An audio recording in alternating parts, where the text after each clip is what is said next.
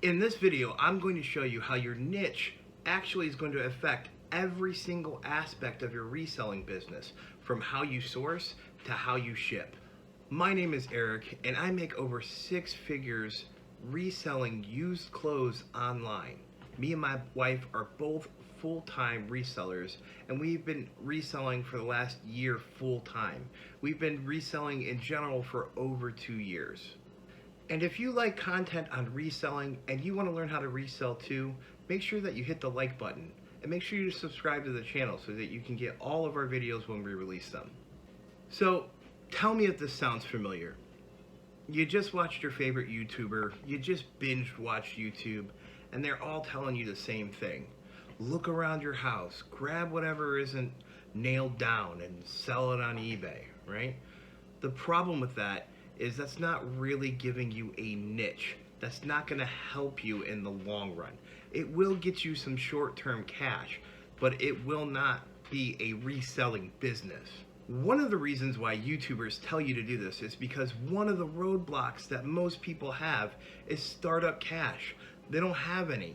They can't start a resale business because they don't have any cash to be able to invest and buy inventory in a specific niche.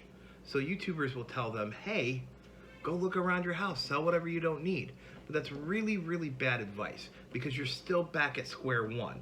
You might have some money, but most resellers end up spending that money before they invest anything back in their business. It's actually more important to pick your niche and then work backwards and get the capital than it is to get the capital first. Because once you have your niche picked out, you can go and raise money to go buy the items that you need for that niche. So what is a niche?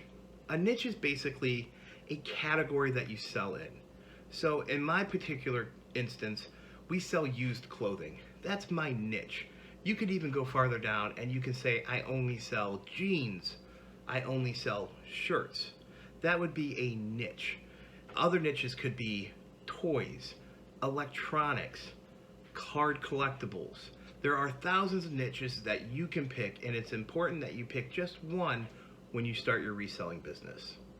Another potential roadblock that you're going to come up with, and why YouTubers tell you to just raise capital from the stuff that you have in your house, is because it does give you some experience in listing and how to list. But this is all wrong because you're not going to be listing those sorts of items in your reselling business. You're going to be listing most likely something completely different when you actually decide to pick your niche. So although it does give you experience, you're going to be listing something that's most likely drastically different from what's around your house and what's plentiful. So just because you have Friends Monopoly in your house doesn't mean that you're going to be selling board games for the rest of your reselling career. So I ran into this exact problem when I first started out. When I first started out, we actually watched a Netflix show. I can't remember the name of the show. It was Slobby, I think it was Slobby's World. And he did retro 1990s, 1980s, like basically everything but clothes. I mean, he specialized in clothes, right? And after watching that, that's one of the reasons why we started reselling. We got into it because we were going to be the next Slobby. We being me and my brother. Well, we come to find out that we weren't going to be retro millionaires. In fact, I settled on just being a used clothing seller. But what I started out with versus what I ended up doing was drastically different. Now, I understand that it's clothes, but one business model is completely different than the business model that I currently have. One of the excuses that I get all the time is they cannot pick a niche because their thrift store just doesn't have enough in one particular niche for them to be able to settle down on one niche. And although that might be true, if you follow some steps that I'm going to give you later in this video, you should be able to pick a niche without any problem, no matter what store you go to. The very first thing that you do in your reselling business is sourcing. That's the very first thing that you're going to do. You need to buy stuff to be able to sell it online. And picking a niche will actually help you in your sourcing because you will be able to become an expert in that niche. You will learn things like, what is the value of something? You will learn, like, is it worth it to even buy? You will learn things like, well, if I buy this in bulk, it's going to be worth it at this price, but not this price. You literally become an expert, and it makes streamlining your sourcing extremely easy. After you buy it, you're going to have to list it. You're going to have to list it on one of the marketplaces, whether it be Poshmark, eBay, Mercari. There's half a dozen, well, there's more like a dozen of these marketplaces. And when you pick a niche, it's going to make it extremely easy for you to be able to list on these marketplaces. And you could take advantage of things like templates and selling similar off of the same item that you might particularly have in that store. That's more of an advanced tactic, but it will make your life so much easier when you go to list these items. When you pick a niche and you buy your items, you've listed them on whatever marketplace, you actually have to take pictures of these items, right?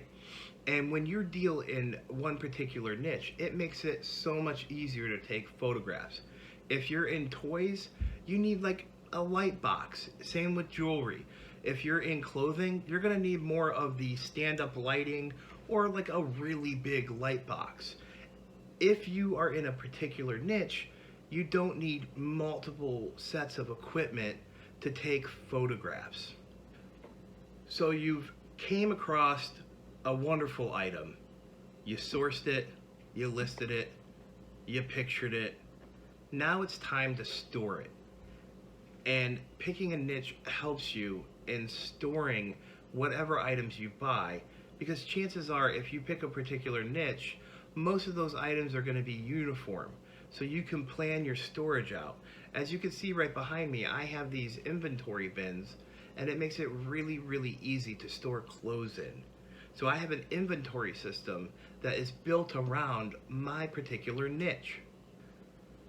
So eventually these items are going to sell. It's just a given. It might take 6 months, it might take 2 weeks, it might sell later that day. But after you've stored it, you got to go find that item, and you got to wrap it up, box it up, package it up, however you're going to ship it. And if you pick a niche, it makes streamlining your shipping so much easier.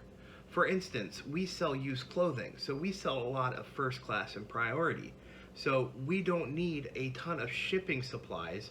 We only need a select few amounts of shipping supplies.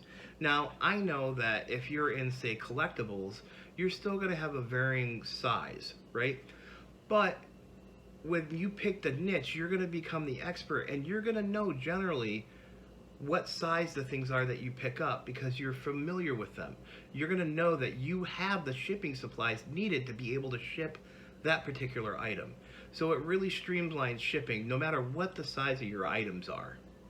Guys, if you found value in this video, could you please make sure that you give us a like and a subscribe? Comment down below if you have any other questions or could think of any other ways that picking a particular niche could be vital to your business. So you can see that picking a niche is really vital to your business, from sourcing on through listing, through photography, through storing the items, through inventorying them, and through shipping them.